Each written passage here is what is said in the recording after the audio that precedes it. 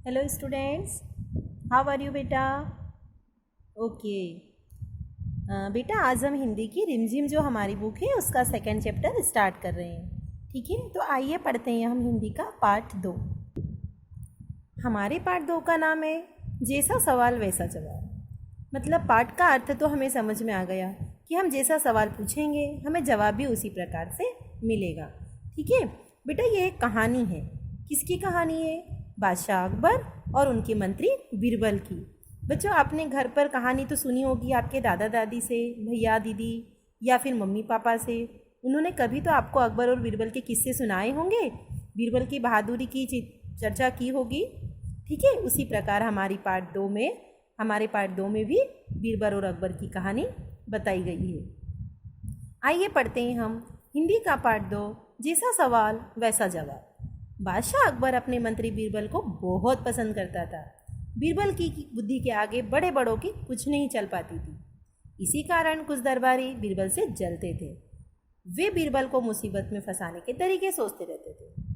बच्चों, बादशाह अकबर जो था उसका एक खास मंत्री था और उनका नाम क्या था? बीरबल। और बादशाह अकबर बीरबल को बहुत पसंद करते थे, क्योंकि अगर अकबर के दरबार में कुछ भी परेशानी होती थी या कोई भी मुसीबत का सामना करना पड़ता था तो वो बीरबल उस चीज़ को आसानी से हल कर देते।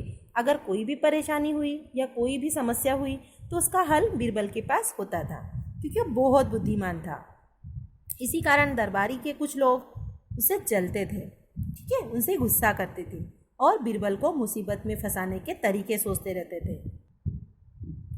अकबर के एक खास दरबारी ख्वाजा सरा को अपनी विद्या और बुद्धि पर बहुत अभिमान था। बच्चों, अकबर का एक खास दरबारी भी था और उनका नाम था ख्वाजा सरा। पर उनको अपनी विद्या और अपनी बुद्धि पर बहुत अभिमान था। वो बहुत घमंड करते थे कि सबसे ज़्यादा बुद्धिमान मैं ही हूँ। बीरबल को तो वे अपने सामने नीरा बालक और मूर्ख समझते थे, और जो बीरबल था उसको वो क्या समझते थे? एक छोटा बच्चा और ना समझ कि उसमें कुछ भी अकल नहीं है या उसमें बुद्धि की कमी है। लेकिन अपने ही मानने से तो कुछ होता नहीं। पर क्या हमारे खुद के मानने से ऐसा कुछ होता है? दरबार में बीरबल की ही तूती बोलती थी और ख्वाजा साहब की तो ऐसी बात ऐसी लगती थी।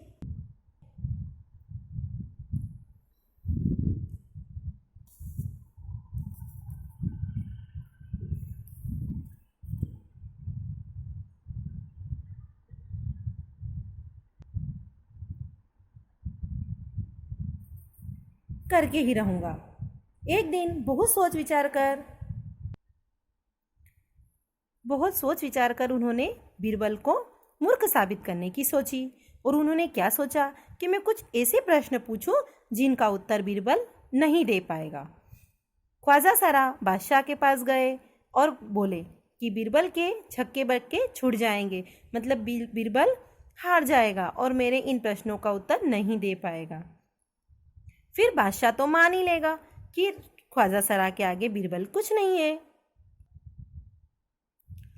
ख्वाजा साहब अचकन पगड़ी पहनकर दाढ़ी सहलाते हुए अकबर के पास पहुंचे और सिर झुकाकर बोले, बीरबल बड़ा बुद्धिमान बनता है, आप भी उसकी लंबी चौड़ी बातों में धोखे में आ जाते हो।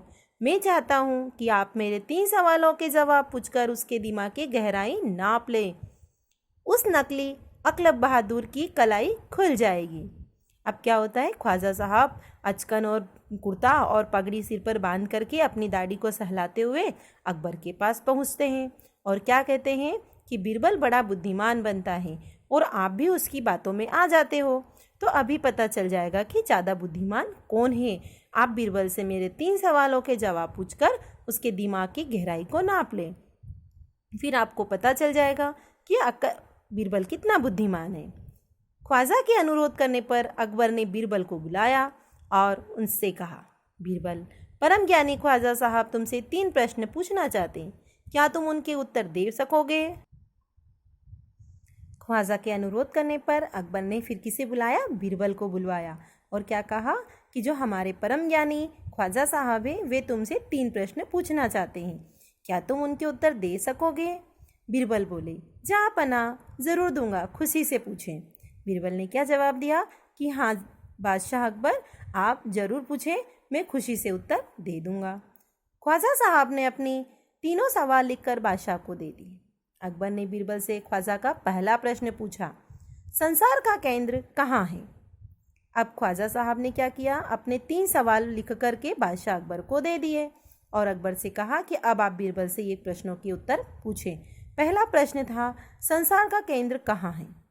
बीरबल ने तुरंत जमीन पर अपनी छड़ी गाड़ कर उत्तर दिया, यही स्थान चारों ओर से दुनिया के बीचों बीच पड़ता है। यदि ख्वाजा साहब को विश्वास न हो तो वे फीते से सारी दुनिया को नाप कर दिखा दे कि मेरी बात गलत है।